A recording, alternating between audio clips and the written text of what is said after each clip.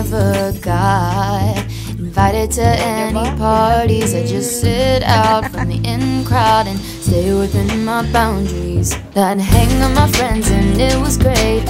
We'd go out but not. Hello everyone! Welcome back to another vlog. And today guys, ay pupunta lang po kami, mag-garage sale kami! And yung pupuntahan namin na bahay guys, nakita ko lang siya sa Facebook Marketplace. Ayan, naging tambay na po talaga kayo ng Marketplace. Shout out kay Juval! Natambay din ng Marketplace. So, tingnan lang namin kung ano yung mga pwede naming mabili na mga gamit para hindi na kami bumili pa ng mga brand new para tipid sa yarn. I can't help myself when you're not around. You're all that I think about. It's not a waste of time when we take our time.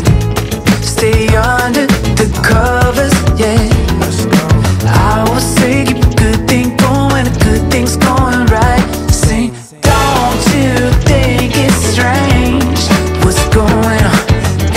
Everything's changed, but I'm holding on. Stay with me, can't wait another day. Don't let the sun come up too soon. Yes, so pauwi na po kami. Nakaspend lang kami ng $23.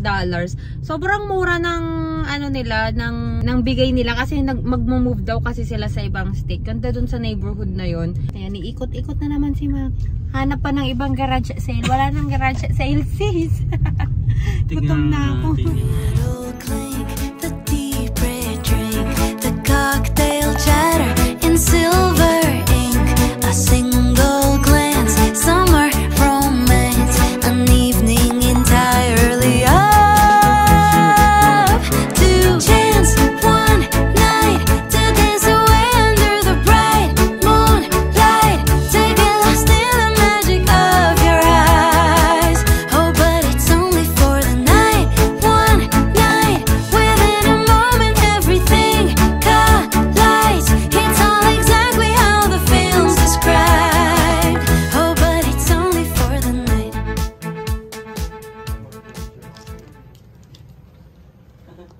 Magkano yun? Hindi, parang yung upuan naman natin yun. Oh. 10. Ah, meron pa pala dito. My God. Parang Narnia. Hi. Ito na yung mahal na rin. Wala, anta. Magkano kaya ito? 35. Mo? Sika, ano? Comfortable ka. Pero meron pa dito, oh, outdoor. 6 pieces, 25. Plastic samot. Kaya mura. Masyadong mahaba naman ito. Minsan nga polo lang. Kaso parang ang haba masyado. Gusto mo ba yan? Parang yung table sa bahay. Ito lang. Ni, may pangbata, oh. Ang cute naman. Wala pang bata. May recliner ni mahal. 25. Dapat ba na nga. Office chair daw. Ito rocking chair sana ni Amelia, oh. Ang cute. Ano ito? Walang price, eh. Nandiyan na, palabas na si Harry Potter. Ni naggurad ang katawa. Ay, ruangan. Ito, yung door. Oh my God, nawala na tayo. Sabihin mo na lang, paano kaya yung gusto natin kunin? Ganda rin to, oh. Sa tabi ng sofa. Kaso ayoko kasi yung ganito niya. Kasi nagigilungon nga, DJ ko, ah. Pilipinas. Oh, sis. Yan, parang mas maganda pa yan. Malambot? Magkano kaya yan? Dito na lang sana ako bumili ng ano, no? Ng sofa. Gusto ko to. Ang lambot. Matutulog ako dito. Tapos din ako. Oh, diba? Feel na feel. Oh, diba? Oy, mukhang ano ka na dyan, ah. Mukhang retired ka na yan, ah. Malinis siya. Vacuum lang yan. Dalawang kababayan na naman po natin ang nabudol, mga kapatid. Sige, bili ng bili, Mac Nichols. Problema mo yan next month pag nag-move ka. Hindi pala, may bili ng gamit muna. Sige. So guys, andito na kami sa bahay and start na maglinis nitong mga pinagbibili namin. This recliner na nakita nyo kanina doon na inuupuan ni Mac, ayan. Ganda siya guys. Malinis din pero i-ano lang namin, vacuum lang para lang matanggal yung mga dust. Ito naman yung nabili namin sa garage sale. Dalawang ganito guys na lampshade. So lalagay namin yan sa bedside table. Naghanap pa kami ng bedside table pero walang pair doon. So probably that thing hindi na kami bibili ng second hand. Baka bili kami ng bago para mag-partner naman yung bedside table. Pero bumili kami ng ganito. Tigpa $5 lang to guys. Yung dalawang, each. $5 each. This one is $35. And then, meron na kaming nabili na mahaba na table. This reminds me of our table in Pangasinan. As in, guys, mas malaki lang yung ganito niya, yung paa ng table namin sa Pangasinan. So, yan. We got this for $10. We are planning to paint this white para maging kakulay ng TV stand. Kulay naman niya yung table namin doon. So, medyo okay din, sana. Pero baka pinturahan na lang namin. Itong sofa, tsaka recliner, medyo magkakulay naman sila. Kaya, hindi masyadong chaotic yung itsura naman tingnan. Pero, we'll probably change the table on that area para mas maging okay naman. Pero for the meantime, lagay muna namin dyan yung lampshade kasi tinetesting namin. Pero we'll remove the table over there eventually. Roses, peachy, I feel like the world is finally swaying in the sunshine. Oh my, it's looking so fine, divine. Fields of lavender, Provence weather, evening walks, the fireflies with the twinkling of secrets, whispering sprinklers, bare feet, fingers running through vineyards. Ooh, every year right around June 21st, yeah. Ooh, I slip in my swimsuit, diving head first. Everything's coming up roses, peachy. I feel like the world is finally swaying in the sunshine. Oh my. So, haul ko lang guys yung mga ibang nabili namin sa marketplace. Ano bang tawag doon? Garage sale. So, this is the first one na kinuha ko kanina. This is a queen size na ganito siya. Ganito yung, kita nyo ba? Ganyan yung design niya guys. So, pink. Tapos may printed na part siya. Queen size. Tapos ang laman nito is 2 pillowcases, 1 bed skirt, 2 standard shams, 1 comforter, 1 flat sheet, and 1 fitted sheet. Wow, ang dami pala nun, no? Dami pala nun. And this one, we only got this for $5. Ayan. Binili na to nila to ng $89.99 and then naging $39.99. Clearance sale nila nabili. Tapos, ngayon, binenta lang nila ng 5. So, good catch. This is the one that I got from the puti na naman po mga kapatid. Winter jacket. This is only $2. Ayan, $2 lang siya guys. Sasang maganda dito. Dito sa may waist niya banda, may pag-a-adjustan siya. Tapos may pocket din. Ayan. So, at least may gagamitin na ako papuntang work na yung short lang. Kaso puti na naman kasi. So, lahat puti na lang ang jacket ko. Tapos may binili si Mac na mga Under Armour na mga shirts. This is only $1 each. Tapos may binili pa siya na coffee maker sa sa garage sale. Yung may milk frother na siya, may espresso something. $3 lang sis. Ayun, yun yung mga nabili namin sa garage sale. Tapos tong mga lampshades. And then, nung pumunta kami sa furniture something, Dose of Furniture? Yung ba yung pangalan? Second dose? Basta dito lang din yun sa town, guys.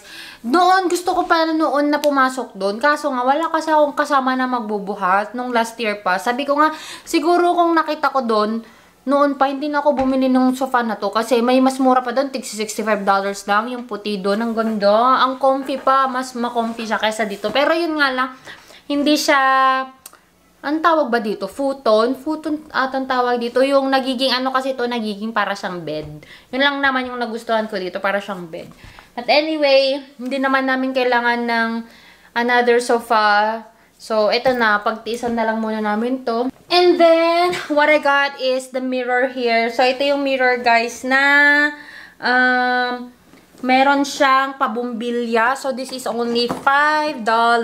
Kasi, gusto ko to na ilagay sa spare bedroom para maglagay na ako doon ng mga skincare products ko. Tsaka, pang makeup para nakaupo ako pag nag-aayos ng mukha, tsaka buhok. Pag minsan kasi, si Mac, kailangan na niya mag-CR. Tapos, nandun pa ako nag-aayos, sis. Kaya, nagbubuhat ako lagi ng mga gamit ko papunta dito sa sala para dito lang ako mag-ayos sa may harap ng salamin. So, ito na.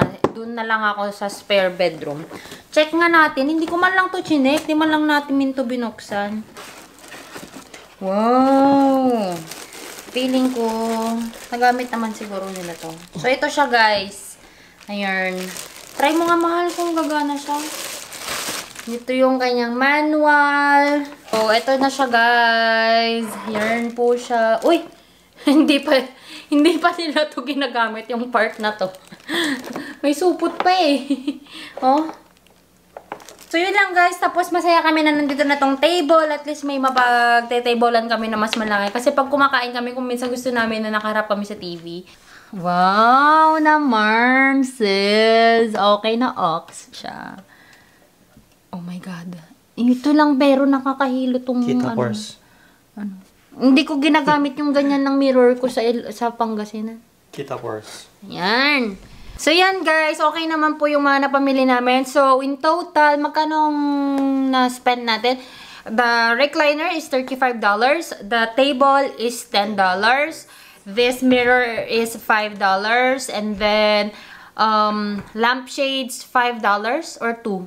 $5 each. So, we got 10 already. Tapos, my coat is $2.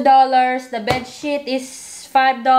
And the shirts are $1 each. Ang na-spend namin, guys, sa garage sale is $23 including the coffee maker.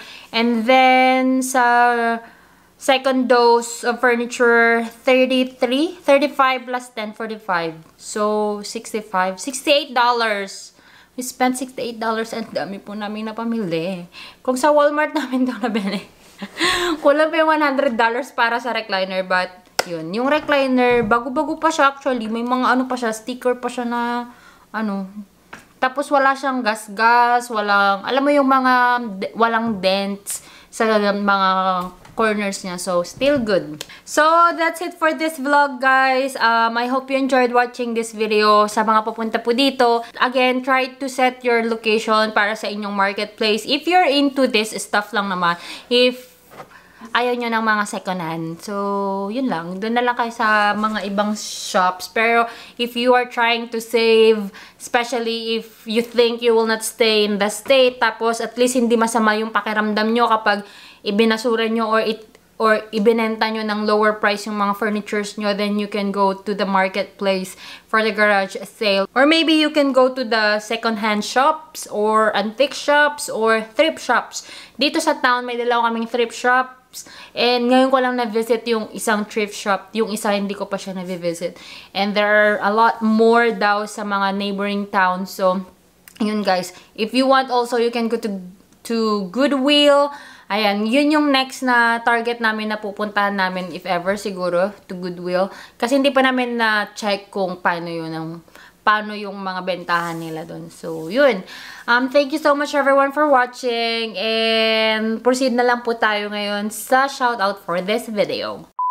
Hey everyone! Thank you so much at narating nyo naman po yung part ng vlog na ito. And this is the shoutout time para po sa mga nag-comment po sa aking vlog na how I purchased my car here in the USA without credit score. Ayan. As in guys, pagdating ko dito, nakakuha ako agad ng sasakyan ko with 0 credit and with not so low but not so high na credit ano bang tawag doon? APR, ayan pala. Shout out lang kay Nightingale. Mami, pwede ba malaman kung magkano muna kuha ang sasakyan mo, ang total cost po? Thank you. Hindi ko na maalala, pero parang 20 something siya, 23, 24.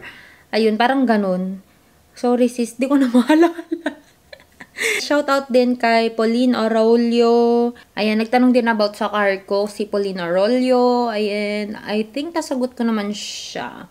Ayan, nasagot ko siya. Ayan guys, yung sasakyan po namin is the Mitsubishi Outlander Sport. Sobrang tipid sa gas. Sobrang tipid. Ngayong nagtaas na yung gas price. Pumunta kaming Chicago and Chicago is 8 hours papunta, 8 hours pabalik. Or 6 hours, something like that. Parang 12 to 16 hours na drive yung papunta at pabalik namin. Ang naigas lang namin guys is less than $150. So, good. Good deal. Tapos, shout out din kay It's Me Cherry. And then kay KC. Ayan, nasagot ko naman yung question niya. And then kay Jackie Cabreros. Kay Russell Jan Cerile.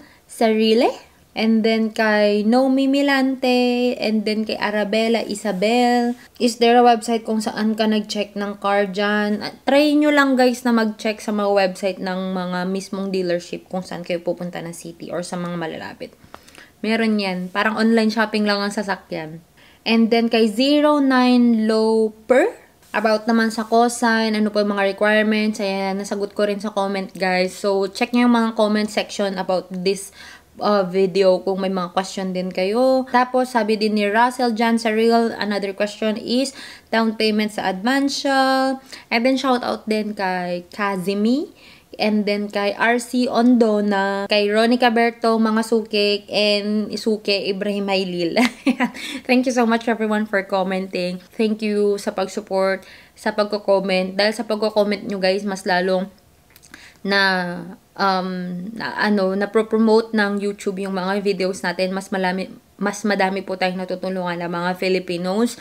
Sobrang, ngayon guys, itong mga previous weeks, ang daming nagme-message sa akin. So, sorry guys kung hindi ko kayo na may message right away kasi nami-message ko lang kasi kayo kapag downtime namin sa hospital kasi pag andito ako sa bahay guys, tulog, tsaka gawaing bahay yung ginagawa ko kapag off. So, medyo busy. Medyo busy sa tulog. Pero kapag nasa hospital, hindi ako busy.